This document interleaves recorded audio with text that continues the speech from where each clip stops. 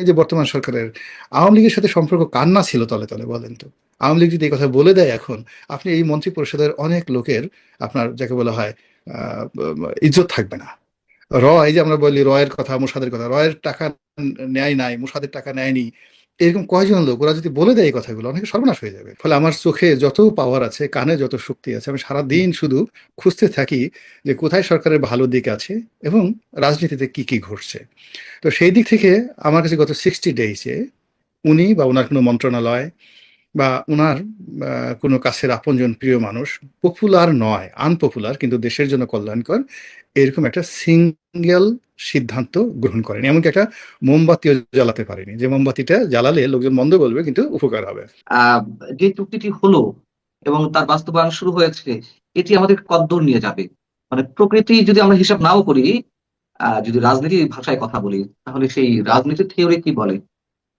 রাজনীতিতে আমরা অন্তত আরো 20 ইয়ার্স, একটা 20 বছরের একটা ফাঁদের মধ্যে আমরা পড়লাম।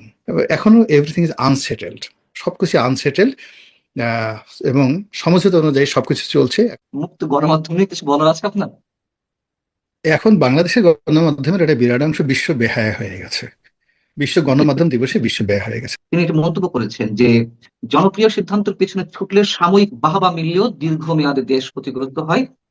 আমার প্রধানমন্ত্রীর চেয়ার আমাকে বলে আমি সবসময় পপুলার বা জনপ্রিয় কথা বলতে পারি না। এই চেয়ার বলে জনপ্রিয় সিদ্ধান্ত নয়, আমাকে সঠিক সিদ্ধান্ত নিতে হবে। বেশ ভালো কথা যে রাজদণ্ড যার হাতে থাকে তাকে অনেক সময় কঠিন সিদ্ধান্ত নিতে হয়, যেগুলো সত্তা জনপ্রিয়তা পাওয়া যায় না, সব ঠিক আছে। কিন্তু এই যে যে কথিত মার্কিন চুক্তি, বাণিজ্য চুক্তি, সেই চুক্তির বাস্তবায়ন প্রক্রিয়া আমরা দেখলাম শুরুতে 14টি বোয়িং কেনার মাধ্যমে, চুক্তির মাধ্যমে। এটা এটা কি আসলে সঠিক সিদ্ধান্ত? প্রধানমন্ত্রী যা বলেছেন তার সেই কথার সঙ্গে আমরা এগুলো মেলাতে পারি কিনা? প্রথমত হলো যে প্রধানমন্ত্রী যে কথাটা বলেছেন, ওটাই আমার কাছে মনে হচ্ছে হাততালি পাওয়ার মতো কথা। হাততালি পাওয়ার জন্য মানুষ তাকে প্রশংসা করুক, এ কথা তিনি বলেছেন। আদারওয়াইজ কথা ওখানে বলার দরকার নেই। ওটা যে গরম চেয়ার, এটা বাংলাদেশের তেলাপোকাও জানে, is an everybody. It's a hot seat, very very hot seat. তো এই কথা তিনি বলেছেন, স্বীকার করেছেন, যেন লোকজন আমরা তাকে বলি যে হা হা আমাদের মাননীয় প্রধানমন্ত্রী কত সুন্দর, কত সরল, কত সহজ। এটা, this is one. Second thing হলো যে আহ, তিনি এই গত 60 দিনে একটাও কঠোর সিদ্ধান্ত নেননি, যেটা তার সিআর তাকে বলেছে। সে যেভাবে বলেছেন, যে সিআর তাকে বলেছে যে ডু ইট সামথিং, ভালো কিছু কাজ করুন, যে কাজগুলোতে দেশের কল্যাণ হবে, জনগণের কল্যাণ হবে, কিন্তু পপুলারিটি হবে না, লোকজন তালি দেবে না। উনি আসার পরে এরকম একটা সিঙ্গেল কাজ আমার দৃষ্টিতে পড়েনি। আমি তো আসলে এখন এই যে টকশো করা, তারপরে শেষে এই রাজনীতির বিশ্লেষণ করে, এটা আমার একটা ফুল পেশা। ফলে আমার চোখে যত পাওয়ার আছে, কানে যত শক্তি আছে, আমি সারাদিন শুধু খুঁজতে থাকি যে কোথায় সরকারের ভালো দিক আছে এবং রাজনীতিতে কি কি ঘটছে। তো সেই দিক থেকে আমার কাছে গত 60 ডেইসে উনি বা ওনার কোনো মন্ত্রণালয় বা উনার কোনো কাছের আপনজন প্রিয় মানুষ পপুলার নয়, আনপপুলার কিন্তু দেশের জন্য কল্যাণকর এরকম একটা সিঙ্গেল সিদ্ধান্ত গ্রহণ করেনি। এমনকি একটা মোমবাতিও জ্বালাতে পারেনি, যে মোমবাতিটা জ্বালালে লোকজন মন্দ বলবে কিন্তু উপকার হবে। বরং উনি প্রাণত চেষ্টা করেছেন। বা ওনার, খাল কাটা হচ্ছে তো, খাল কাটা হচ্ছে তো। হ্যাঁ ওটাই একটু বলছি। এখন এই যে খালকাটা যেটা হচ্ছে, আপনার কাটাকাটির যে জিনিসটা হলো, আপনার এখন 1979 সনের যে বাস্তবতা খাল কাটার, এটার কোনো বাস্তবতা নেই। বরং এই খাল কাটা নিয়ে মানে যে জিনিসটা 79 সনে মানুষ কল্পনাও করেনি, আজকে দেখলাম টেলিভিশনে, মানে সামাজিক মাধ্যমে, যে ওই অনেকগুলো যারা মাটি ব্যবসায়ী, তারা এই প্রধানমন্ত্রীর খাল খনন কর্মসূচিকে পুঁজি করে এই গ্রামের মানুষদের যার যার ভিটে বাড়ি আছে, সেই ভিটে বাড়ির মধ্যে দিয়ে খাল কাটার কথা বলে মাটি কেটে নিয়ে বিভিন্ন ইট ভাটাতে বিক্রি করে দিচ্ছে। লোকজন গালাগালি করে সে অস্থির করে ফেলছে। So it's not fair. এটা জিনিসগুলো আমি একেবারে প্রথম দিন থেকে বলছি যে বিএনপি সরকারকে এই খাল কাটা কর্মসূচি ভালো ফলাফল দেবে না, বরং খারাপ ফলাফল দেবে। এবং একই সঙ্গে এই যে বিভিন্ন কার্ড, ফ্যামিলি কার্ড দিচ্ছে, যা কিছু দিচ্ছে, এই বুদ্ধিও মানে আসলে কি, আপনাকে বলি, মুক্তবাজার অর্থনীতিতে কোনো কার্ড নেই।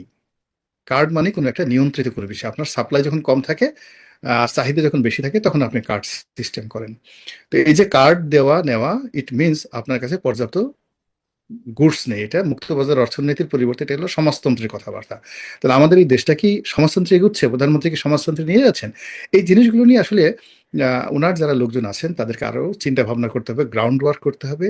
এটা ওনারা হয়তো মনে করেছেন যেটা তালি পাওয়া যাবে, পপুলার, কিন্তু এই জিনিসগুলো পপুলার না। এগুলো মানুষের কাছে তার যে ইমেজ, তার যে চিন্তা চেতনা, এটা আধুনিক না করে তাকে বরং সেই খালকাঠার জায়গাতে ৭৯ সনের মডেলে তাকে নিয়ে যাচ্ছে। জিয়া রহমান সাহেব যে কাজগুলো করেছেন তার যৌবনে, তার শুরুতে, তার অনেক কাজগুলো ওই সময়টাতে পপুলার হয়েছিল, কিন্তু এটা এখন এই সময়টাতে দলের জন্য, সরকারের জন্য, দেশের জন্য বুমেরাং। আপনি বলছেন যে এমন কোনো সিদ্ধান্ত নেয়নি যা জনগণের স্বার্থে। কিন্তু এই যে যে চুক্তিটির কথা বলছিলাম, কথিত বাণিজ্য চুক্তি, কেন এই চুক্তি থেকে সরে আসা গেল না? কেন সেই ডক্টর ইউনূসের করা চুক্তি বাস্তবায়নের কাজটি এই সরকারের হাত দিয়ে শুরু হলো? কেন রুমিন ফারহানা, সংসদ সদস্য, তিনি পার্লামেন্টে এই প্রস্তাবটি আনতে চাইলেন বা আলোচনা করার প্রস্তাব দিলেন, তাকে থামিয়ে দেওয়া হলো?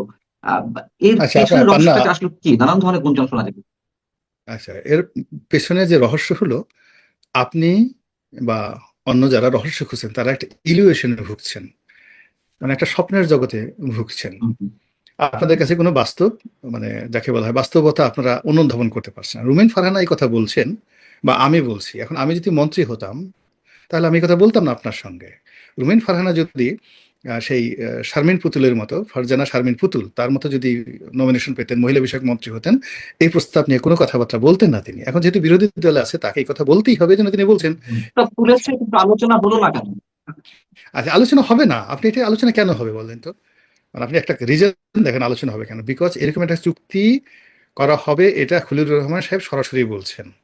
যে ইনুস সাহেবকে বিদায়ের আগে ইনুস সাহেবকে হয়তো চাপে ফেলা হয়েছিল যে আপনি এই চুক্তিটা করেন, আদারওয়াইজ আপনাকে সেফ এক্সিট দেওয়া হবে না।